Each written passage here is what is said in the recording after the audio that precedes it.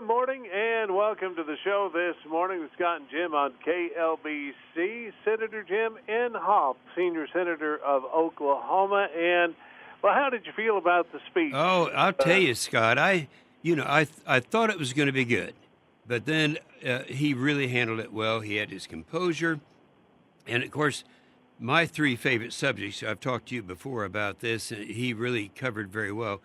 One, the national security, the fact that we went through 8 years of Obama and what's happened to the maintenance and our ground brigades. Only a third of them are working in air brigades and all that. So we also know the problem with North Korea. Well, I thought he did a great job of stating that to the American people in a way that won't upset Mattis. Mattis is always concerned that people, our adversaries, will find out what maintenance problems we have and all of that.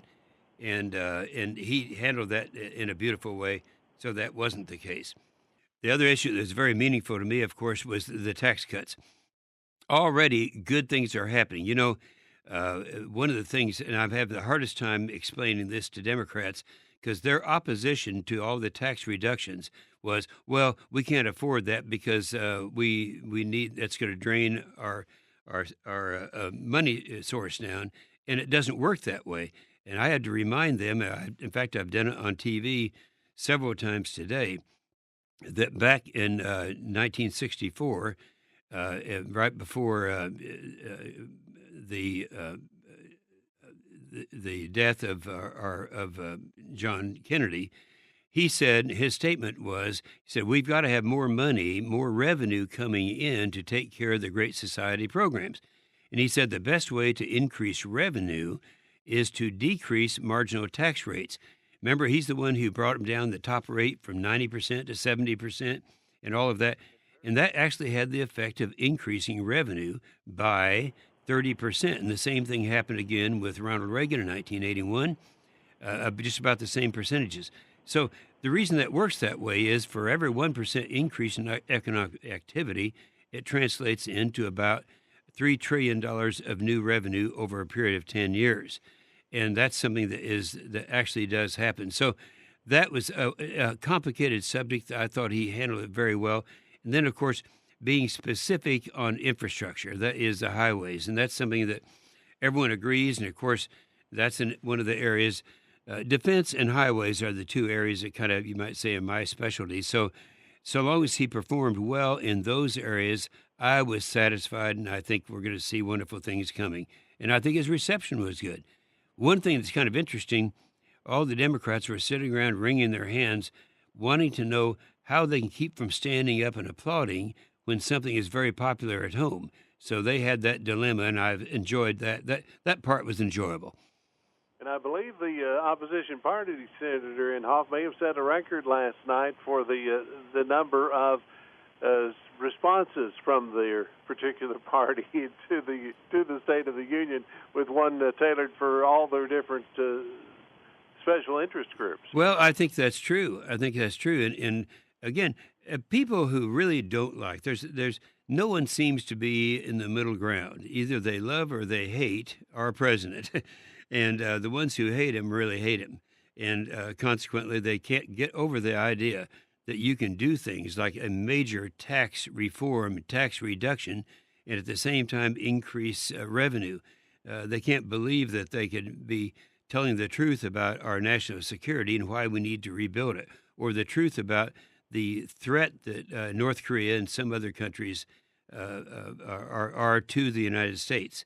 And so they won't like it. This is a complete reversal of all of their philosophies, and I thought he did a very good job. And Senator Inhofe, I think a lot of folks, as people want to know, well, hey, we don't want to be this way about the union itself, but what is in it for me? And Oklahomans already seeing the benefits of it. Oh, they are. Yeah, you know, they have, paycheck. Right now we have all these companies that are Oklahoma companies.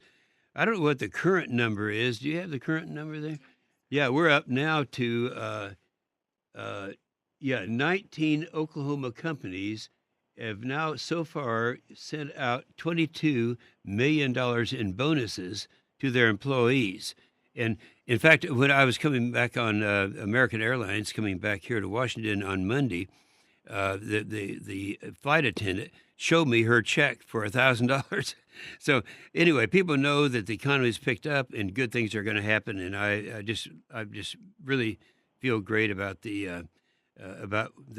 what we have set up for the future. I think good times are coming. Brass tacks, Senator Inhofe, the infrastructure plans, anything that you can let us in on that you're working on for Oklahoma specifically? Well, yeah. See, let me tell you, Scott, and one of the few things that works well in government is the way we do the roads and highways. Different states have different needs because we have a lot of very populous states with a lot of people. Then we have states like Wyoming and Montana that don't have any people but have a lot of roads. So there is a formula that's put together. And what we do is take the top, in many cases, the top 100 projects that they need to have, and then let the state prioritize them. By doing that, then we get out of this mode that no decisions are made unless they're made in Washington, D.C. So those projects that people are concerned about and that I could articulate to you, I'd almost rather you get those from our Oklahoma Department of Transportation, because they're the ones who are making the decision as to priorities. So you're going to see a huge effort in on our bridges, because we're among the lowest states in terms of the condition of our bridges. And so we're in need of infrastructure in Oklahoma, and we're going to get it. Well, it sounds great. But we appreciate you taking time this morning to get us up to date on the State of the Union speech from President Donald J. Trump. Artie, 2 thumbs up, sounds like. 2 thumbs up, and Durant will come out ahead, okay? It sounds great. Thanks again, Senator, and look forward to the next time. You bet, Scott.